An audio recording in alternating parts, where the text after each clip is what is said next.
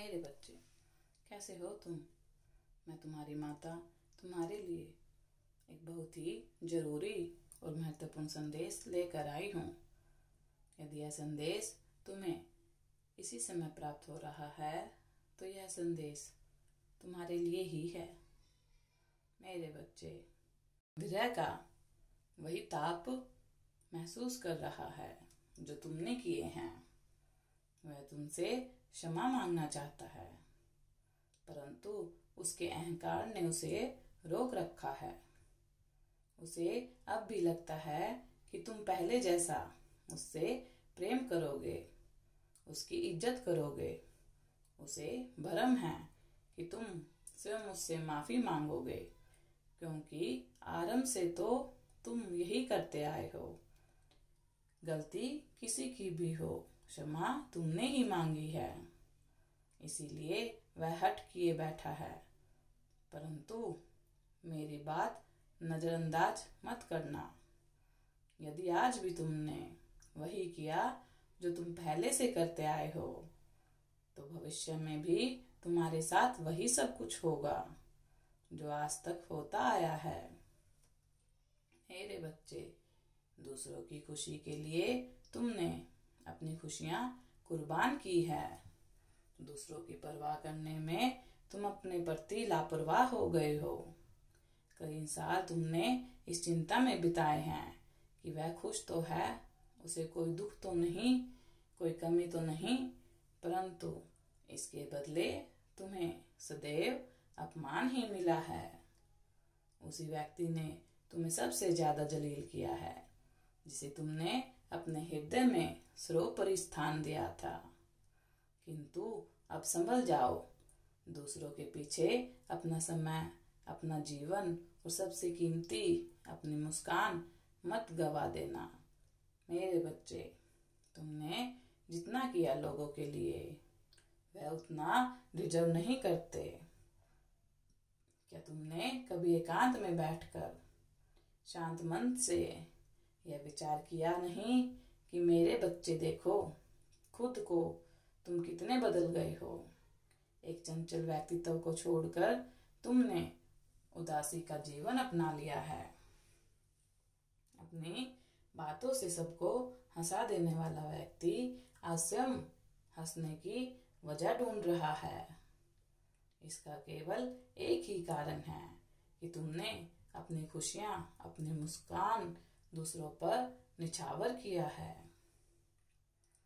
मेरे बच्चे, मेरा आशय यह नहीं है कि दूसरों को खुश करना की चिंता करना पाप है, परंतु स्वयं को दुखी करके अपनी इच्छाओं का गला घोटना पाप है। मेरे बच्चे, तुम यह विचार करोगे कि माता किसी को खुशी देना, किसी के लिए अपनी खुशियों का त्याग करना भला पाप कैसे हो सकता है? निसंदेह है यह पुण्य का काम है, परंतु तुम अपनी खुशियां, अपनी जिंदगी किसके लिए न्यौछावर कर रहे हो, यह सोचना अत्यंत आवश्यक है।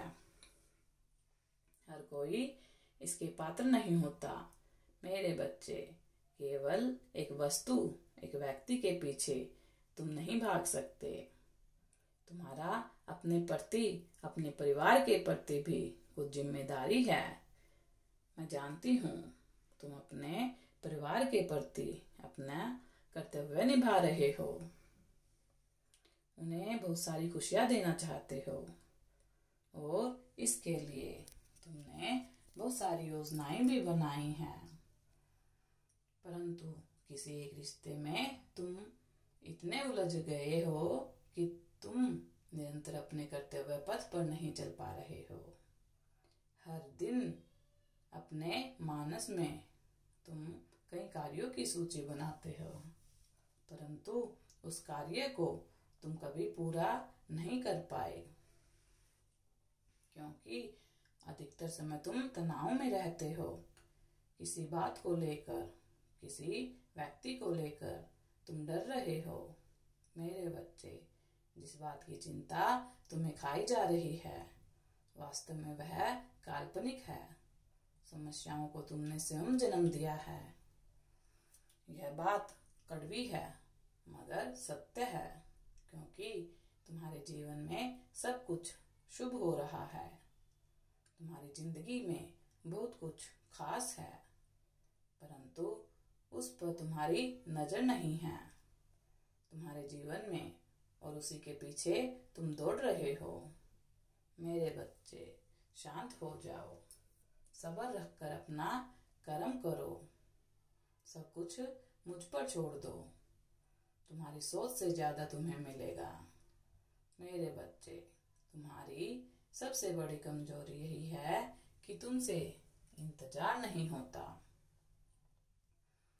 तुम कुछ भी करके उसे पा लेना चाहते हो, परंतु तुम्हें यह समझना होगा कि कुछ चीज केवल प्रतीक्षा से मिलती है, जल्दबाजी से केवल अशांति मिलती है। मैं जानती हूँ कुछ लोग ऐसे हैं जो बहुत कम समय में बहुत तरक्की कर रहे हैं। बैठे बैठे ही उन्हें हर क्षेत्र में सफलता मिल रही है, परंतु तुम उनसे प्रतिस्पर्धा का भाव क्यों रखते हो? मेरे बच्चे, दूसरों के जीवन में झांकने से बेहतर है तुम अपने जीवन में झांको, क्योंकि तुम्हारे जीवन में ऐसा बहुत कुछ है जो हर किसी के पास नहीं है। मेरी बात भली प्रकार से समझ लो। बहुत सीधा और सच्चा होना तुम्हारे दुख का कारण है। तुम्हारी अच्छाई का दूसरों की नजरों में केवल तभी तक महत्व है जब तक तुम किसी काम के हो, अन्यथा तुम्हारी अच्छाई, तुम्हारा प्रेम, तुम्हारा त्याग सबकी कीमत शून्य है। इसीलिए अभी समय है, संभल जाओ, अपना ख्याल रखो, अपने परिवार का ख्याल रखो। बाहर का कोई व्यक्ति कितना भी खास हो, उस पर भरोसा मत करो। कोई भी कार्य करने से पहले अपने माता पिता की सलाह अवश्य लो। दिन की शुरुआत किसी अच्छी पुस्तक से करो, सकारात्मक सोचो और किसी को यह अनुमति मत दो कि वह तुम्हारे जीवन के निर्णय ले। अपना मार्ग स्वयं चुनो और बिना थके उस मार्ग पर चलो, फिर तुम अपनी हर मंजिल को पालोगे। मेरा आशीर्वाद तुम्हारे साथ है, तुम्हारा कल्याण हो, सदा खुश रहो। यदि तुम माता रानी पर भरोसा करते हो तो मेरी इस वीडियो को लाइक, शेयर, सब्सक्राइब करना ना भूलें और माता रानी का आशीर्वाद प्राप्त करने के लिए जय मां काली अवश्य टाइप करें। धन्यवाद।